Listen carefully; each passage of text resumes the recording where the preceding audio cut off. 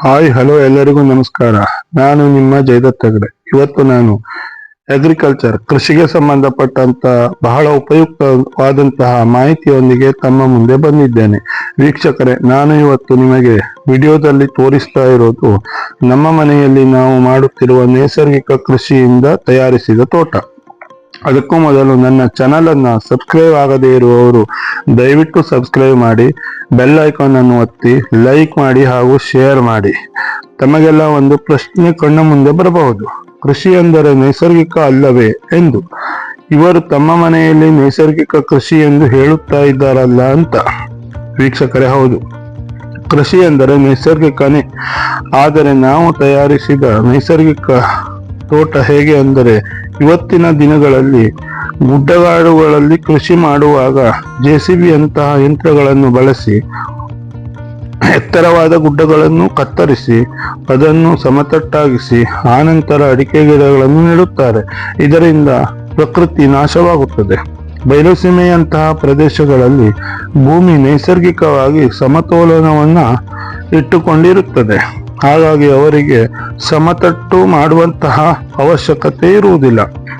ವೀಕ್ಷಕರೇ, ನಾನು ತಯಾರಿಸಿದ ಈ ತೋಟ ಹೇಗಿದೆ ಅಂದ್ರೆ, ಗುಡ್ಡಗಳು ಮೊದಲೇ ಹೇಗೆ ಇತ್ತು ಅದಕ್ಕೆ ಧಕ್ಕೆ ಬಾರದ ರೀತಿಯಲ್ಲಿ ಗುಡ್ಡಗಳ ಮೇಲೆ ಅಡಿಕೆ ಗಿಡಗಳನ್ನು ನೆಟ್ಟು ಈ ತೋಟವನ್ನು ತಯಾರಿಸಿದ್ದೇನೆ. ತೋಟ ತುಂಬಾ ಇಳಿಜಾರಾಗಿದೆ, ಆದರೆ ಇಳುವರಿಯಲ್ಲಿ ಯಾವುದೇ ಸಮಸ್ಯೆ ಇಲ್ಲ. ಆದರೆ ನನಗೆ 10 ವರ್ಷದಿಂದ ಕಾಡುತ್ತಿರುವ ಒಂದೇ ಒಂದು ಸಮಸ್ಯೆ ಎಂದರೆ ಈ ವಿಡಿಯೋದಲ್ಲಿ ತೋರಿಸಿದ ಈ ರಾಕ್ಷಸ ಜಾತಿಯ ಕಳೆ. ಈ ರಾಕ್ಷಸ ಜಾತಿಯ ಕಳೆಯನ್ನು ಎಲ್ಲ ಉಳಿದ ಕಳೆಗಳನ್ನು, ಅದರ ಪ್ರಭೇದಗಳ ಕಳೆಗಳನ್ನು 2-3 ಬಾರಿ ತೆಗೆದರೆ ನಿಯಂತ್ರಣದಲ್ಲಿ ಇರುತ್ತದೆ. ಆದರೆ ಈ ರಾಕ್ಷಸನಂತೆ ಹೆಚ್ಚುವ ಕಳೆ ಅತಿ ಸುಲಭವಾಗಿ ಸಾಯುವುದಿಲ್ಲ ಮತ್ತು ಅದು ದೊಡ್ಡ ದೊಡ್ಡ ಬಳ್ಳಿಗಳಾದ ಮೇಲೆ ಅದನ್ನು ಸುಲಭದಲ್ಲಿ ತೆಗೆಯುವುದು ಅಸಾಧ್ಯ. ಅಡಿಕೆ ಕೊಯ್ಲು ಬಂದ ಮೇಲೆ ಅದನ್ನು ತೆಗೆಯಲೇಬೇಕಾದಂತಹ ಪರಿಸ್ಥಿತಿ ನಿರ್ಮಾಣವಾಗುತ್ತದೆ. ಯಾಕೆಂದರೆ ಬಿದ್ದ ಒಂದೇ ಒಂದು ಅಡಿಕೆಯನ್ನು ಹೆಕ್ಕಿ ಮನೆಗೆ ತರಲು ಸಾಧ್ಯ ಇಲ್ಲ ಮತ್ತು ಗೊಬ್ಬರವನ್ನು ಅಡಿಕೆ ಮರಗಳಿಗೆ ಹಾಕಲು ಸಾಧ್ಯ ಇಲ್ಲ ಮತ್ತು ಇನ್ನಿತರ ಕೃಷಿ ಚಟುವಟಿಕೆಗಳಾದ ನೀರು ಹಾಕುವುದು, ಇಂತಹ ಕೆಲಸಗಳಿಗೆ ತುಂಬಾ ತೊಂದರೆ ಆಗುತ್ತದೆ. ಹಾಗಂತ ಈ ರಾಕ್ಷಸ ಜಾತಿಯ ಕಳೆಯಲ್ಲಿಯೂ ಒಂದು ಒಳ್ಳೆಯ ಗುಣ ಇದೆ ಹಾಗೂ ಒಂದು ಲಾಭವೂ ಇದೆ. ಅದು ಏನು ಅಂದರೆ, ಈ ಕಳೆ ತೋಟದಲ್ಲಿ ಇದ್ದರೆ ಹಾವುಗಳು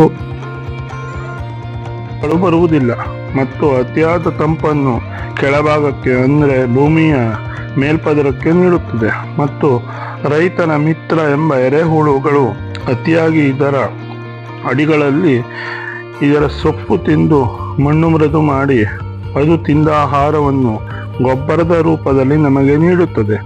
ಇದರಿಂದ ಭೂಮಿಯ ಫಲವತ್ತತೆ ಹೆಚ್ಚಾಗುತ್ತದೆ ಮತ್ತು ಇಳುವರಿ ಕೂಡ ಹೆಚ್ಚಾಗುತ್ತದೆ ಮತ್ತು ಮಳೆಗಾಲದಲ್ಲಿ ಗುಡ್ಡದ ಮಣ್ಣನ್ನು ಸವೆಯದಂತೆ ನಿಯಂತ್ರಣ ಮಾಡುತ್ತದೆ. ಇಷ್ಟೆಲ್ಲ ಉಪಯೋಗಗಳು ಇದೆ. ಗಮನಿಸಿ ವೀಕ್ಷಕರೇ, ಈ ವಿಡಿಯೋದಲ್ಲಿ ಎರೆಹುಳ ಯಾವ ರೀತಿ ಮಣ್ಣನ್ನು ಮೆದುಗೊಳಿಸಿದೆ ಅಂತ ಚಿತ್ರೀಕರಿಸಿದ್ದೇನೆ. ಅದನ್ನು ನೀವು ನೋಡಬಹುದು.